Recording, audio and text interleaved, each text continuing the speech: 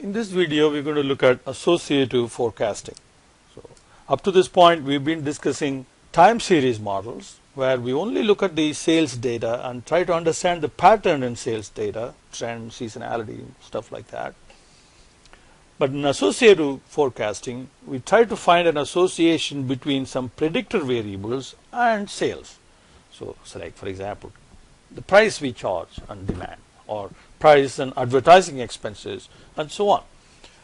So we'll use regression analysis technique to find that relationship between sales as the Y value and some predictor variables like price and advertising expenses X. First we'll start with just one X. This is called simple linear regression. So we start with an equation like this: y hat is a plus b times x, where a is the intercept, b is the slope, and x is the independent variable. X is not time like in the trend projection. This is actual independent variable. So let's look at an example. Suppose we have sales recorded in millions and the area payroll is in billions. So the units are very, very important. You have to pay attention to that. And we have 6 data points. Okay. So we are now trying to fit a straight line through these points such that the sum of squared deviation is minimum. That's the least squared estimate. So you use the same formula like before and find the slope and y-intercept. And that is your formula. Then you plug in the payroll and you get an estimate for sales. Payroll should go in billions of dollars, and sales estimate will be in millions of dollars. So here is how it is used. So you have next year payroll is estimated to be 6 billion. So you put 6 in there and you get 3.25 as sales. And that is in millions, so that is $3,250,000. Now, that is only a point estimate.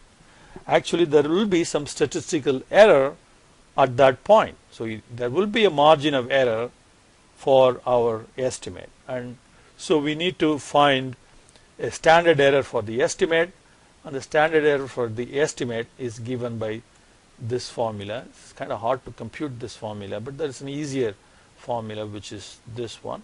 So we'll use this formula to compute standard error of estimate. Okay, here is the example. Okay, we can even construct a confidence interval, but we won't get into that in this class. Now, correlation is an important concept that we want to study when we are talking about an independent variable and sales, okay, like price and sales, or demand or advertising expense and sales. So a correlation between two variables is defined as the strength and direction of association between two variables.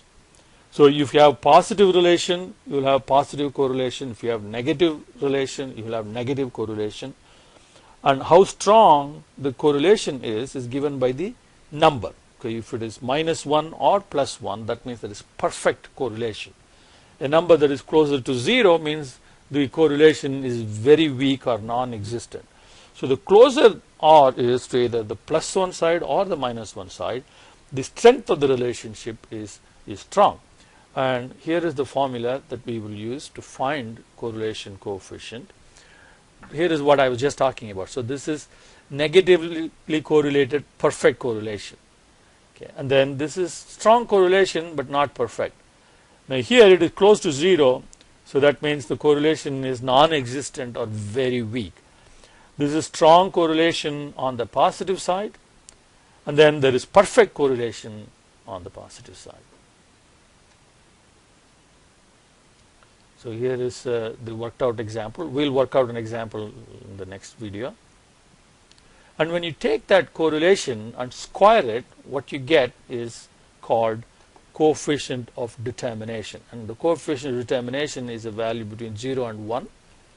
And closer to 1, the better the fit is. The the line represents the actual values much better if r squared is closer to 1. Now we can extend this to multiple regression analysis when we have more than one x variable. So it will be a plus b sub 1 x sub 1, so one slope coefficient and a second slope coefficient and the second x value. We are not going to go into the computation of this. We will simply use a multiple regression equation like this to find forecasts.